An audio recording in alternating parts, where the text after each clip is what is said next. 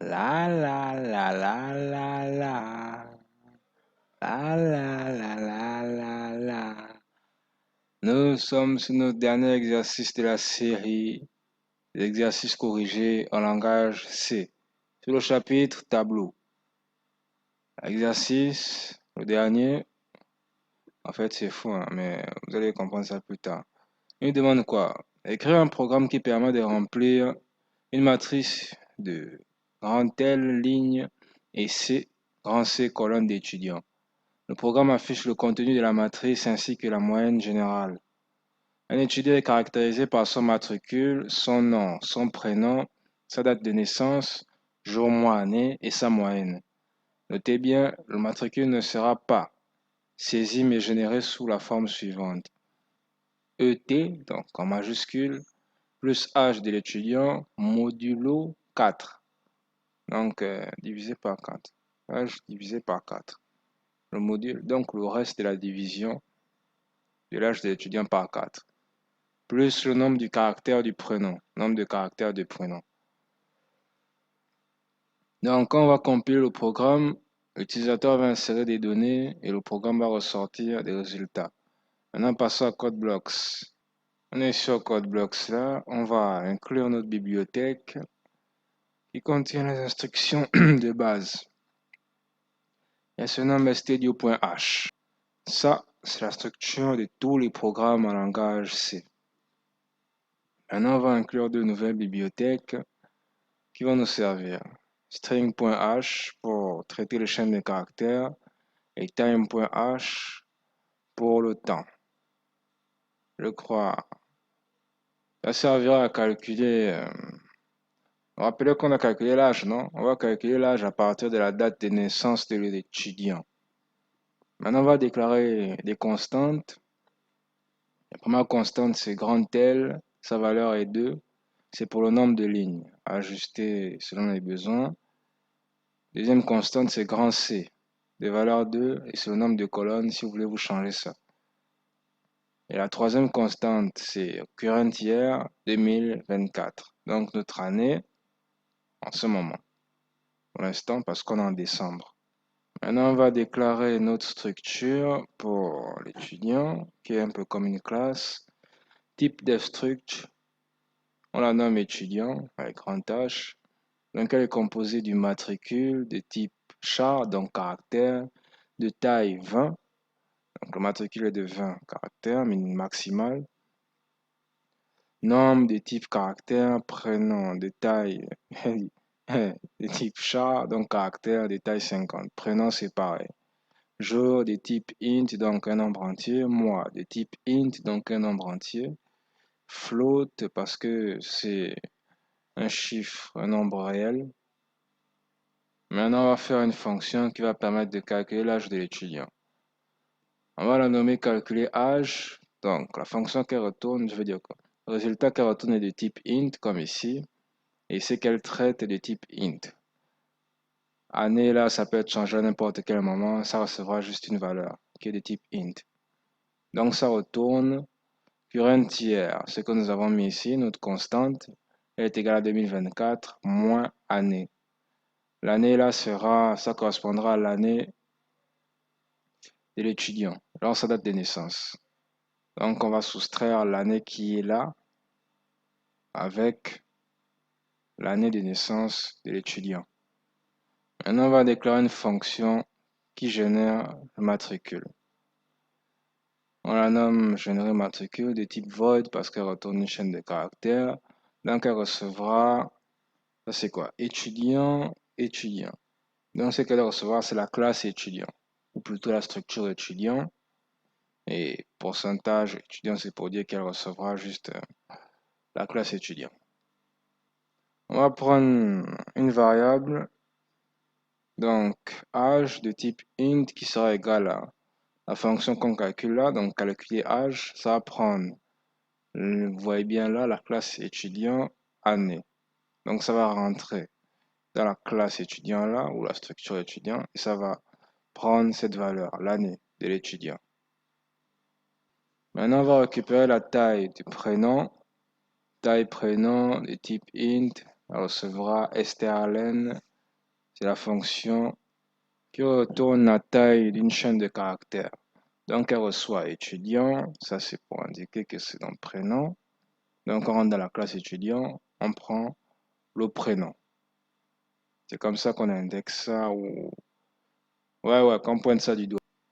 Maintenant, on va utiliser une autre fonction qui nous vient du trou du cul de l'enfer.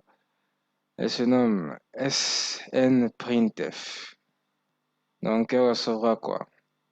D'abord, la variable qu'elle prend, c'est matricule. Donc, elle prend d'abord le matricule pour lui refiler les données. Size of, ça prendra donc la taille du matricule. Ok. Ça va prendre ET. ET, comme on avait dit, la structure des matricules. Et pourcentage D, pourcentage D. Donc, elle va prendre deux valeurs. La première valeur, c'est âge modulo 4.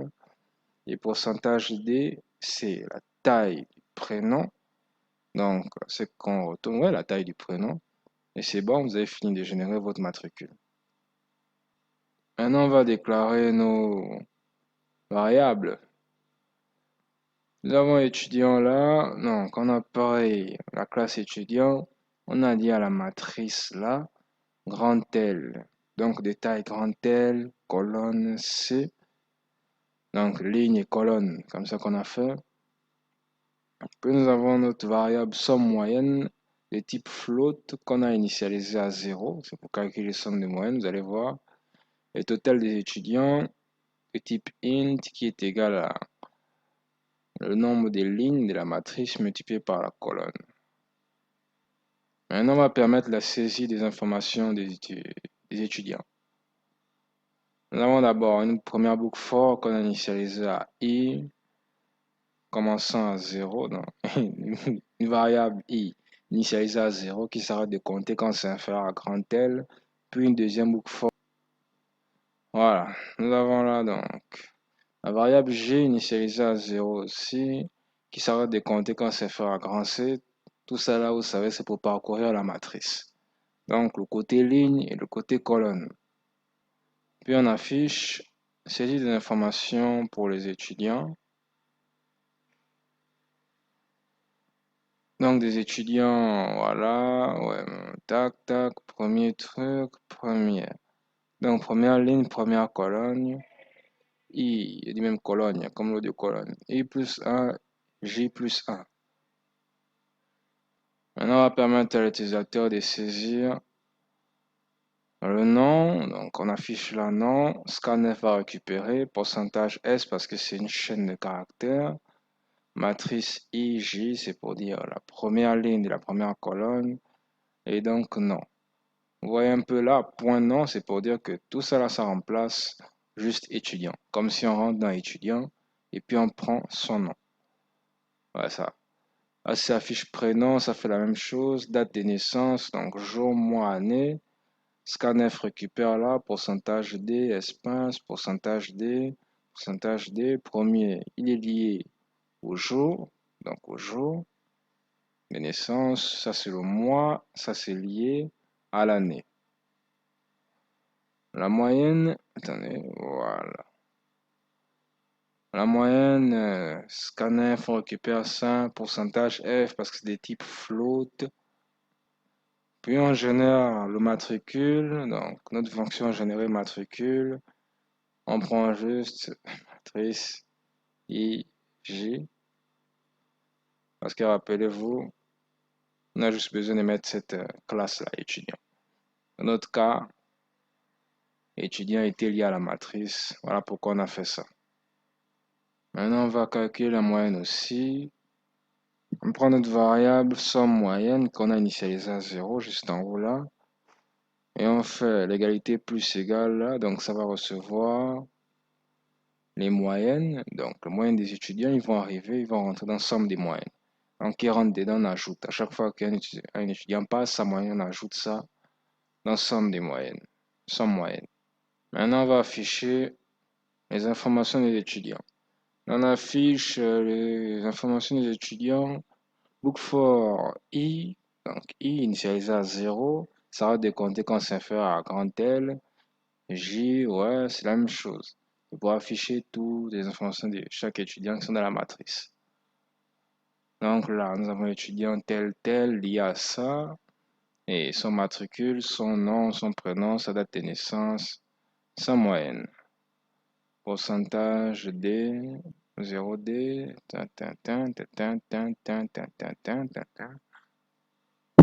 voilà. Maintenant, on calcule la moyenne générale de cette bande de totaux.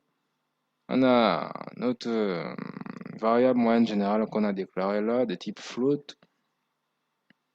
Elle est égale à la somme moyenne divisée par le total des étudiants. Total des étudiants, on vous rappelle, c'est juste là. C'est égal à les colonnes multipliées par les lignes. Donc, les lignes multipliées par les colonnes, ça fait le total des étudiants. Et là, on affiche moyenne générale, 2 points, pourcentage, 0.2F, c'est égal à moyenne générale. Et vous avez trouvé. Je vais vous laisser tester ça chez vous. Si vous avez aimé la vidéo, vous pouvez liker, lâcher un commentaire ou partager la vidéo. Et n'oubliez pas, n'oubliez jamais ça, Dieu récompense les audacieux.